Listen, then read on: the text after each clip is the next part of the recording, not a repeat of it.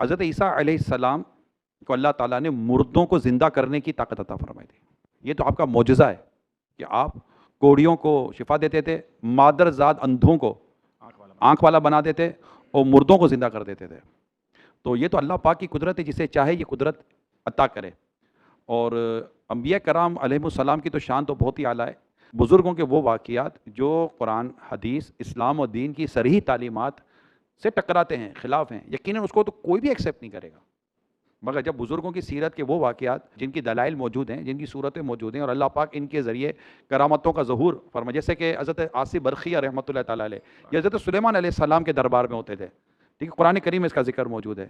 انہوں نے پلک جھپکنے میں تخت بلقیس کو حضرت سلیمان علیہ السلام کے دربار میں حاضر کیا۔ تخت بلقیس کو پلک جھپکنے میں کیا تھا؟ اچھا، وہ تو خود حضرت سلیمان علیہ السلام تو نبی ہیں، نبی کے دربار میں ایک ولی کی یہ کرامت ظاہر ہوئی۔ اور یہ کس امت کے ولی تھے؟ حضرت سلیمان علیہ السلام۔ حضرت سلیمان علیہ السلام کا امتی ولی کی یہ کرامت ظاہر ہوئی، تو جو نبی پاک صلی اللہ علیہ وسلم کی امت کا ولی ہوگا اسے اللہ پاک کیسی کرامتیں ظاہر نہیں فرمائے گا، کیونکہ کرامت اللہ ہی کی مرضی سے ہوتی ہے۔ جیسے معجزہ بھی اللہ ہی کی مرضی سے ہوتا ہے، مگر نبی کے ذریعے ہوتا ہے، اور ولی کے ذریعے کرامت ہوتی ہے۔ اب کوئی اسے اتفاق نہیں کرتا، تو اتفاق کرنا نہ کرنا ایک جدا شے ہے۔ مسئلہ صرف یہ ہے کہ آیا یہ بات قرآن و حدیث کے خلاف ہے، یا قرآن و حدیث میں اس کا کہیں نہ کہیں کوئی ثبوت مل جاتا ہے۔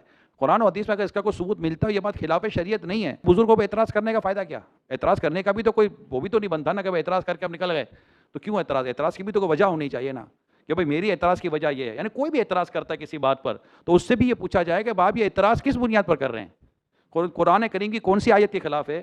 سرکار کی کس حدیث کے خلاف ہے؟ شریعت کے کس قانون کے خلاف ہے؟ یہ بات آپ کی سمجھ میں نہیں آتی تو بات غلط ہو گئی، تو سمجھ تو ہمارا معیار ہے ہی کوئی نہیں۔ کوئی بھی کوئی بات کرے گا، وہ کہتا ہے کہ یہ بات درست نہیں ہے، تو اس کو درست نہ ہونے پر قرآن اور حدیث سے دلیل دینی پڑے گی، ایویڈنس دینا پڑے گا۔ اس کے بغیر تو نہ آپ مانیں گے نہ میں مانوں گا نا۔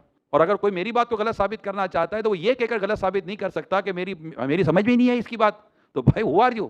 آپ کی سمجھ کو معیار ہے؟ قرآن و حدیث میں لکھا ہے کہ اس کی سمجھ میں نہ آئے تو بات غلط ہے، اسی تو کوئی بات نہیں ہے۔ تو آپ یہ کہ قرآن و حدیث میں جو باتیں بیان کی گئی ہیں اس کے مطابق اس کی بات نہیں ہے، اچھا یہ کہنے سے بھی کوئی نہیں مانے گا۔ کون سی آیت کے خلاف ہے، کون سی حدیث کے خلاف ہے، شریعت کے کس اصول کے خلاف ہے، یہ ساری بات بیان کریں، اور پھر سامنے والے کو اس کے متعلق کاؤنٹر ڈسکشن کرنے کا موقع دیں کہ آپ نے اگر کوئی آیت بیان کر دی، کوئی حدیث بیان کر دی، یا کوئی شرعی اصول آپ کے نزدیک بیان کر دیا، اور آپ نے کہا کہ دیکھو یہ میں تو کہہ رہا ہوں غلط ہے، لیکن جس کے بارے میں آپ نے غلط کہا اس کے پاس بھی تو موقع دیں کہ وہ بھی تو بیان کرے گا آیا آپ کی آیت اس اصول کے مطابق ہے یا نہیں ہے جو آپ نے بیان کی، آپ نے جو حدیث بیان کی وہ اس کی رد میں بیان کی جا سکتی ہے نہیں کی جا سکتی۔ تو یہ اہل علم کے ساتھ ڈیبیٹ ہوگی تو پتہ چلے گا نا۔